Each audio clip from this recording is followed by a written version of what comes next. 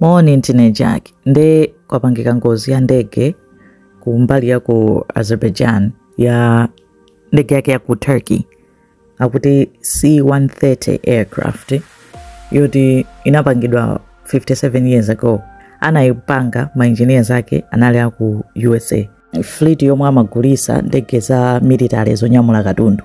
Military cargo plane. Kuti mwina inanyamula katundu eti. Imachoka ku Azerbaijan kubwerera ku Turkey. Koma yagwa pa border pa Azerbaijan di Georgia pa 11 November 2025. Ndegeyo inalita nyamula anthu 20. Akuti isanagwe ndegeyo air traffic controller ku Georgia anapanga report kuti sakuyionaso. Inali pa radar kenako inangosowa pa radar. Kuti anamba kuyang'anang'ana kuti ndege jalowera kuti. Yona kuti inali mmalireti koma samaiona position yake. Kenako mpameneno anthu onena kuti apanga zawo apapatu ndi chapa border pa Azerbaijan ndi Georgia. Mpamene anthu akuona chinthu chikugwa kuchoka mmwamba ndepa chakuli mafoni anthu anayamba kujambula kuti ndi chani. Ndi yachita kuduka na mmwamba momwemo nkumagwa. Sutiso inachita kugwa mwa fast mene ikuonekera pa video pakuti yagwa pang'ono mpaka nafika pansi nkupanga crash.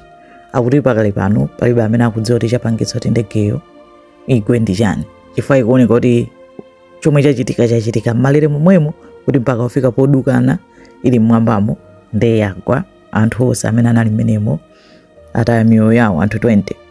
Nde of course ena akunena kuti ndege zawozo ma C-130 zomwe ali nawo Turkey ndi akalikali kuti ngati yoyo ngakhale inali mu functioning condition ndi ndege yonena kuti ya 57 years old. Kunena kuti akanasintha mwina ndege zawozo kuti izozo ndi zakalikali. Nde pakali pano akufufuza kuti chapangisa kuti ndegeyo igwe ndi chani.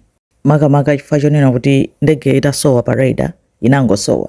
Panalibe distress call ina iliyonse kunena kuti china chilichonse chavuta kuti kapena pilot achita communicate panalibe kalikonse inangosowa kenako yangooneka ikugwa. Izo nde zomwe zikupangika ku Turkey zikomo kwambiri.